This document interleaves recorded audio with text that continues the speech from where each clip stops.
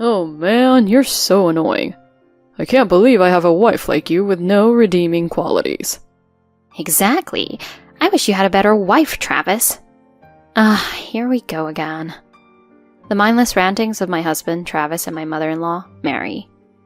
Although this happens daily, I never get used to them.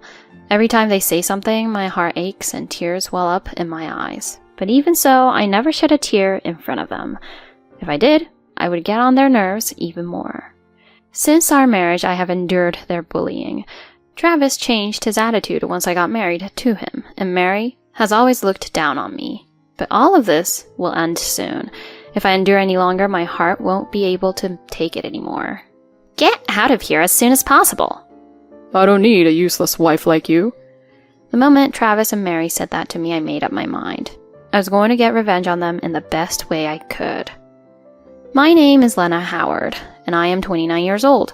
I'm an ordinary housewife living an ordinary happy married life. Not. My hell started 2 years ago. Looking back, it was a mistake to marry my husband. I met my husband Travis 3 years ago, and after dating for a year, we got married. I became a housewife, and at first, we had a wonderful newlywed life, but 2 weeks later, I received a phone call from my mother-in-law, Mary. Lena, I need your help. Oh, Mary, what's going on? I just fell down the stairs and I can't move. What? Are you alright? I'll call an ambulance. No, don't call an ambulance. It's embarrassing. Please, Lena, come to my house right now. Yes, alright. It's a 30-minute drive to my in-laws' house. The housework was still in progress, but now that Mary was in this situation, I had no choice but to rush over. Moreover, my father-in-law, Jack, passed away a few years ago, so Mary currently lives alone. If I didn't come running now, she might end up in a worse situation. So I got out of the house before I could even think about it. When I arrived at my parents-in-law's house, I found Mary crouching down in the doorway with a frown on her face. Mary! Lena, you're late. I'm sorry. I got stuck in traffic, and even with all this, I had to come here as fast as I could. Just lend me your shoulder for now. I think I hit my back. Please, put an ice pack on it. Okay, I'll do it. After that, I put an ice pack on Mary's back despite her complaints. It didn't look like she injured herself badly, but just to be safe, I did as I was told. I stayed at her house and waited for my husband to arrive. Finally, after 8 p.m., my husband arrived. Mom, are you alright? Travis rushed into the living room as if in a hurry. Seeing him, Mary smiled, looking very happy. Oh, Travis, you came. Oh, I'll be fine. When I heard you fell down the stairs, I really panicked. Why didn't you call me earlier? Because you were at work, right? I knew Lena would be free, so that's why I called her. I've had an ice pack on my back, and I called you at night so I wouldn't bother you. If you had told me then, I would have left work early. Well, you really are my sweet son, aren't you, honey? At this point, I felt uncomfortable. Yes, my husband is sweet and kind, but could this comment from Mary be a little too much? It may be bad to say this, but I felt that his concern was somewhat out of line. In other words, he was a mama's boy. However, we had just gotten married at that time, so I could not clearly point this out. 1 month later, on this day, my husband, who had the day off from work, was working hard from morning to clean up our rooms. What are you doing? I casually asked him. What do you mean? I'm preparing for my mom's move. Your mom's move? What? Wait a minute. What are you talking about? Oh, I didn't tell you? Mom is moving here tomorrow. Huh? You're joking, right? You never told me that. But I don't really have to tell you, right? I'm the one paying the rent, and I'm the one providing for you, Lena. Well, that's true, but... My husband hums and happily proceeds to clean up the rooms. Usually, he doesn't clean up the rooms even if I ask him to. I can't believe Mary's moving into our place without my permission. But if I say anything more, I'm afraid it will only lead to an argument. Why do I have to be treated this way, just because I'm a housewife? I questioned Travis repeatedly, but he wouldn't budge, saying, It's already decided. And, You have no right to complain. The next day, Travis was also present during Mary's move. He was supposed to be at work that day, but he took a paid leave to carry and bring Mary's belongings. Of course, I had to help him too, and the whole day was spent helping her move. "Lena, I look forward to living with you for many years to come." Mary said that with a bright smile. Of course, I wasn't really happy, but I barely managed a smile. Likewise, Mary. "Oh yes, I'll be asking you to take care of the house from now on, Lena. And I'll be spending my time relaxing in this house."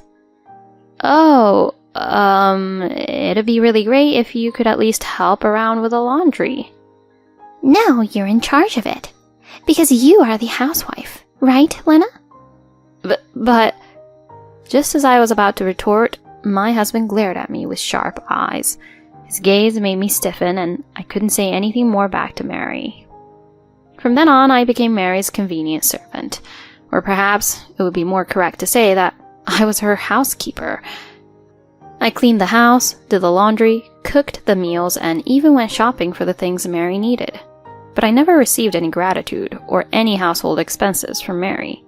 She says, "I'll give it to you all at once next time." But she has never contributed to our household expenses. Even though I am a full-time housewife, I still have quite a bit of savings that I made before I was married to Travis. I buy my own things from there, but if I have to pay for Mary's things on top of that, I have to spend a lot of money. I was fed up with my husband and Mary not understanding our situation. After about 6 months of living like this, I finally decided to consult my husband, as I could no longer stand my savings running out because of Mary. After confirming that Mary had fallen asleep in her room, I went into the bedroom to talk to him.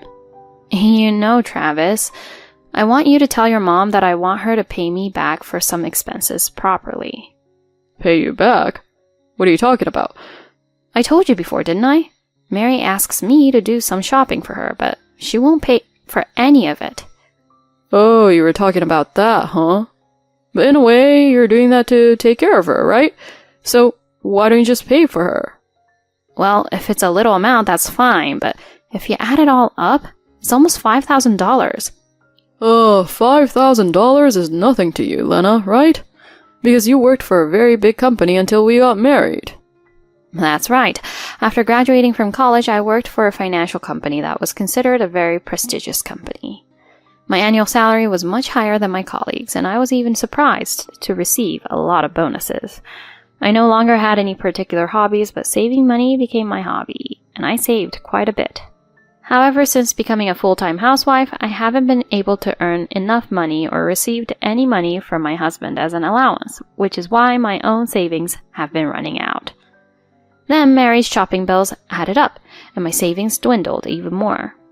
I finally raised my voice at my husband, who did not understand my feelings, no matter how many times I pleaded to him. "Why are you always lenient with your mother? You should care a little about me too." Then why don't you do whatever you want? I'll even allow you to work from home.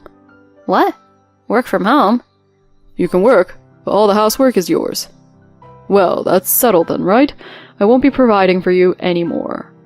Wait a minute. I just want to work as long as I can earn enough money for my savings. Huh? Don't say convenient things. I don't want to provide for you anymore.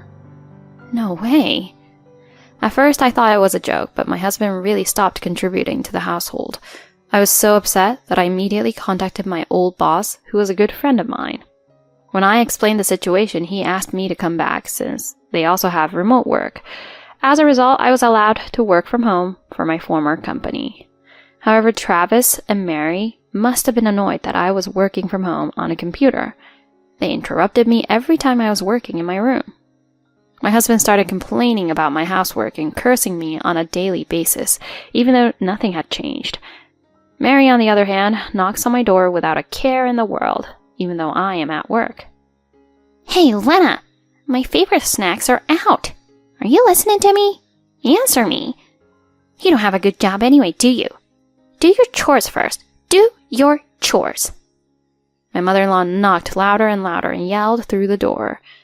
I had locked the door, so they never came into my room, but their words and actions were causing me daily stress. Why don't they understand me anymore, no matter how many times I tell them?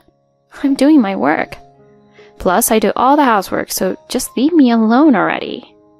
I used to put a portion of what I earned into the couple's shared account as living expenses, but as soon as I started putting money into the account, my husband stopped depositing. So, on holidays, he and my mother-in-law went shopping together, and sometimes he and my mother-in-law went on trips together. I am no longer my husband's wife. I had become a robot who simply assisted my husband and his mother in their daily lives. Even now, 2 years into our marriage, the current situation has not changed. I thought about getting a divorce many times, but there was no way I could tell my parents, who were so happy about our marriage, that I was divorcing them. Thus, I was just living a life of endurance. I started refusing to do the shopping my mother-in-law asked me to do, but this time she started shopping for me online without my permission. I ended up paying for it because it was also purchased by cash on delivery. Mary, it's cash on delivery again today. Pay for it. Again? As you can imagine, it's tough to pay any further. Don't talk big to me when you're just a daughter-in-law. Who do you think gave you permission to get married? That's irrelevant now. Anyway, I'm leaving it to you. If you don't pay, you know what's gonna happen, right? Lately, my mother-in-law has been yelling at me when I talk back to her. It was the same with my husband, and they both began to abuse me without a care in the world. Then one day, my husband was off that day, but I didn't want to face them, so I decided to stay in my room and work. Then deliberately, so that I could hear them, I heard my husband and mother-in-law talking from outside the door. Oh, that's really annoying, being a wife with no redeeming qualities. Yes, indeed.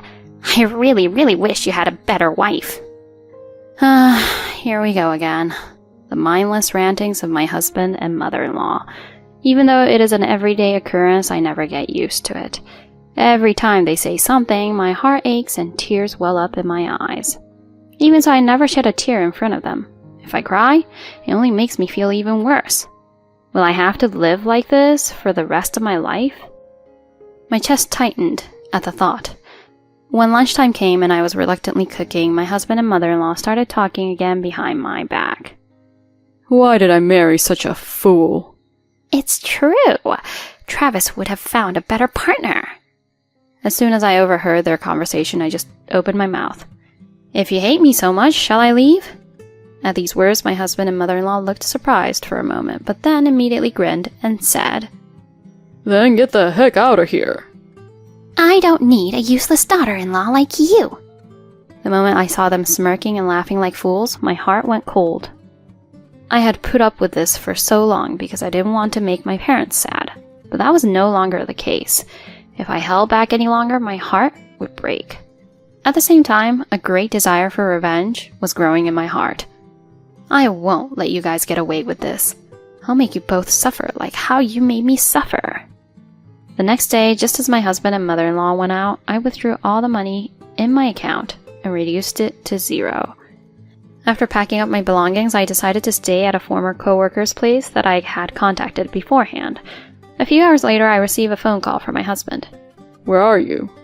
I said simply to him as he yelled at me. Who cares, right? I won't be back for about a year anyway. Huh? A year? You gotta be kidding me. What about living expenses? Since I'm gone, why don't you pay for my mother-in-law's portion? Oh, by the way, I've withdrawn all the money from our account. Huh? My money was in there too. You haven't put any money in there since I started working, right? I'll take the $3,000 you deposited as your mother's shopping money. Well, it's not enough at all. Oh, calm down. I'm in trouble with money right now. I ignore him, hang up the phone, and blocked his number. I told my parents what happened and asked them not to give my husband any information. The next month, I rented an apartment by myself so that my husband would not know where I was. 1 year later, on this day, I took the divorce papers to the apartment where I used to live. I found that the apartment was already vacant and my husband and Mary were no longer living there. I told the concierge about the situation and asked him where they moved to. He told me they were renting an apartment on the outskirts. When I headed to the place he told me about, I found that it was an older building than I had imagined. I rang the intercom and out came my mother-in-law, gaunt and thin. As soon as she saw me, her eyes widened and she screamed. Lena, where have you been all this time? It's been a while. Is Travis here? He's at work. He got fired from his job because of you. I'm just scraping by on a day job now. What? Is that my fault? Yeah, you left, and we had no money and we couldn't eat properly. My son lost the energy to go to work, and he kept missing work and got fired. But that's not my fault, is it? While we were having this conversation, a familiar voice came from behind me, saying, Lena? There stood my husband, who looked nothing like the man he used to be, and who was dressed in filthy clothes. Oh, Lena, you finally came home. I've been waiting for you for a long time. I shook off his hand as he approached me and said coldly, I didn't come home. I just brought the divorce papers. What? Divorce? Are you kidding? I've been waiting for you for a long time. Well, not me. I was wondering what you've been doing for the past year. I heard you were fired from your job. How far do you have to let people down? It's all your fault, isn't it? Because you took all the money. The money in that account is rightfully mine. Or shall I charge you now for the missing money from your mother's shopping spree? Oh, no, that's... Anyway, please come back. I'm not getting a divorce. My husband looked very desperate, and I declared clearly, I'm not coming back, and I'm not going to help you. Do you have any idea what it was like living with you people? Don't just talk nicely to me without apologizing at all. Lena. I will never forgive you. I hope you regret what you have done and suffer for the rest of your lives. I'm telling you, if you don't agree to the divorce, we'll go to court. I will do whatever it takes to get a divorce, so be prepared. Perhaps the last line had an effect. My husband turned blue and signed the divorce papers. I took the filled out divorce papers and left the place in high spirits. I found out later, but it seems that my husband had borrowed money to take my mother-in-law on trips to try to get her to like him. I guess he thought that with the money I was making, repayment would not be a problem. However, after I left, he had no way to repay the debt, and he became so mentally distressed that he began to miss work without permission, and eventually was fired from his job. His mother was pretty upset that they could no longer live the way they used to, and took out her anger on Travis on a daily basis. They truly are foolish. As for me, now that all my problems are over, I am back working at the office instead of staying at home. Life on my own is easy, and every day is very fulfilling. I'm going to take a relaxing trip on my next vacation. From now on, I want to live a life that makes me happy. Thank you for watching until the end. Please subscribe to our channel. See you in the next video.